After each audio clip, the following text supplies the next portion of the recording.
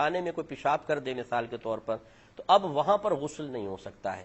دیکھیں جس نے بھی یہ کہا، یہ کوئی معذرت کے ساتھ برا نہیں مانیے گا، لیکن جاہل شخص ہیں، کیونکہ جب پیشاب کر دیا اور پھر ساتھ میں بھی کریں چاہے بہا بھی دو پھر بھی غسل نہیں کر سکتے۔ کیوں نہیں کر سکتے؟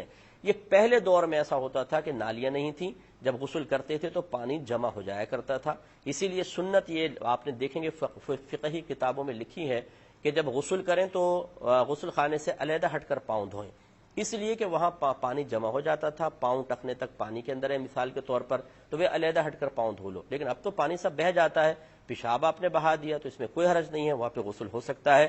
یہ